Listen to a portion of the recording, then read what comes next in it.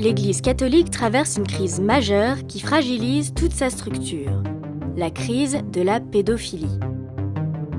Un peu partout dans le monde, des membres du clergé sont accusés d'abus sexuels sur mineurs. Rien que ces 2 dernières années, de nombreuses affaires ont éclaté.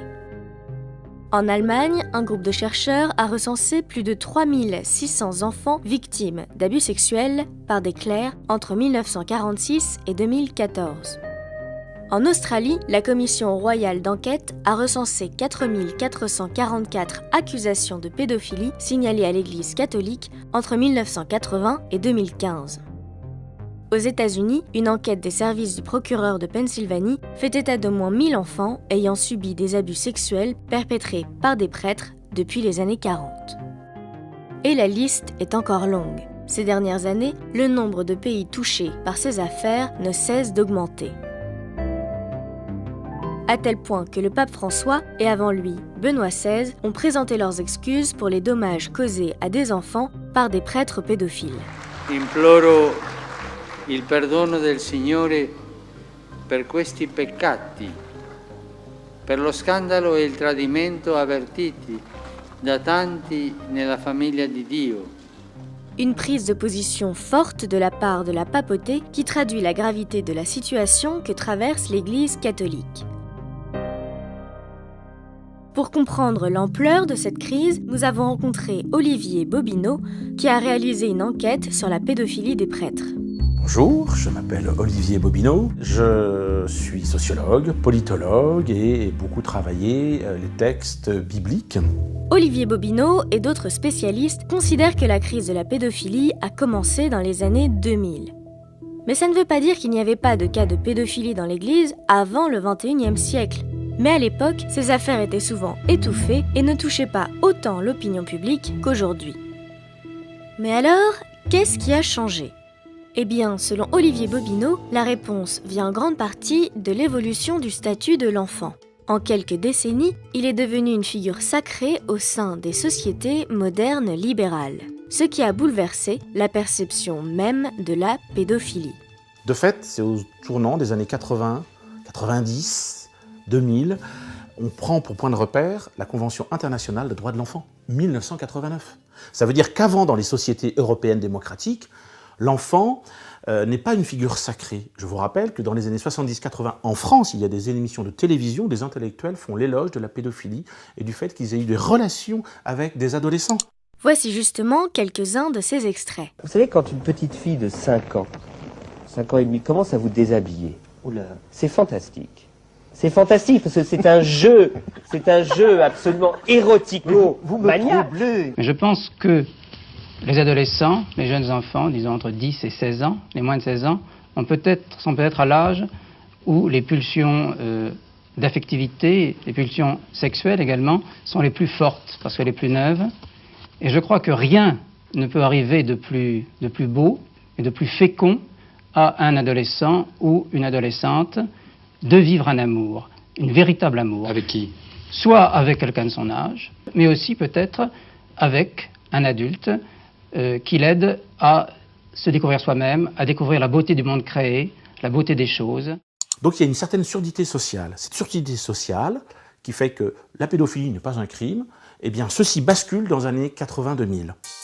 Au cours de ces décennies, la parole se libère et les affaires de pédophilie et d'abus sexuels se multiplient. Non seulement les parents dont les enfants sont agressés portent plainte, mais les victimes qui ont été abusées plusieurs années auparavant prennent également la parole.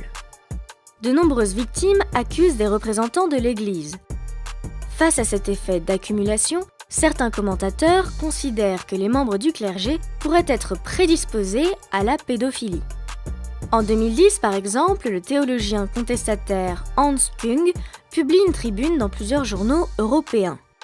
Il appelle à l'abolition du célibat des prêtres. Pour Olivier Bobineau, le lien qui existerait entre pédophilie et abstinence sexuelle ne tient pas. Si c'est le cas, comment expliquer les incestes qui ont lieu entre leurs pères et les enfants, entre des pères biologiques et leurs enfants? Il me semble que les pères ont une relation sexuelle avec la mère, ou ils sont mariés. Et donc c'est pas parce qu'on a une relation sexuelle avec une femme qu'on ne fait pas un crime de pédophilie. Selon lui, ce qui pose véritablement problème, c'est le statut même du prêtre. Les enfants appellent le prêtre mon père et parfois même mon père abbé. L'Église catholique a fondé son pouvoir sur les pères, c'est-à-dire une autorité morale, sociale, juridique et en l'occurrence spirituelle, qui est légitime pendant des siècles devant les enfants. Au final, il y a une telle confiance qui est remise dans l'homme de Dieu, qui est l'homme de Dieu, qui est digne de confiance absolue. Il y a une remise totale qui fait que quand on a affaire à des hommes, les prêtres qui sont malades, ils sont en situation potentiellement très favorable pour commettre un crime. Face à ces révélations en chaîne qui mettent en cause des prêtres pédophiles, l'Église est forcée de réagir. Pourtant, malgré la gravité des accusations, elle va tarder à jouer la transparence. Il y a deux principes majeurs au sein de l'Église catholique romaine depuis des siècles qui peuvent expliquer le silence et le secret. Le premier principe, je le résume souvent par « pas de vague, bon vieux, pas de vague ».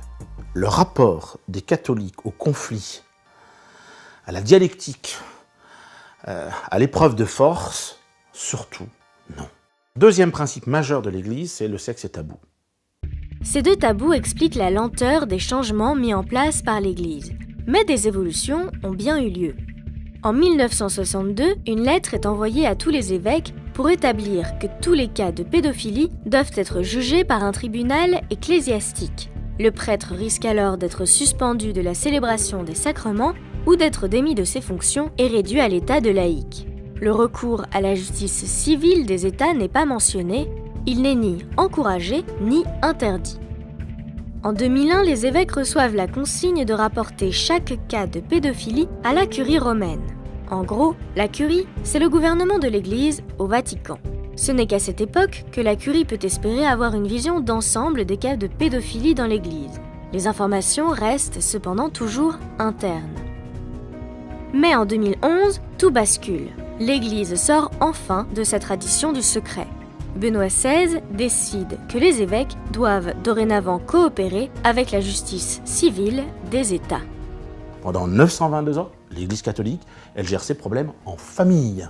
Et les autres n'ont pas le droit de regard. Or, Benoît XVI dit, nous avons l'obligation de coopérer avec la justice civile et la justice des États. Au fond, la justice des États passe avant, concernant les affaires de mœurs, avant le droit de l'Église et le règlement en interne. C'est une révolution que fait Benoît XVI par cette circulaire de 2011.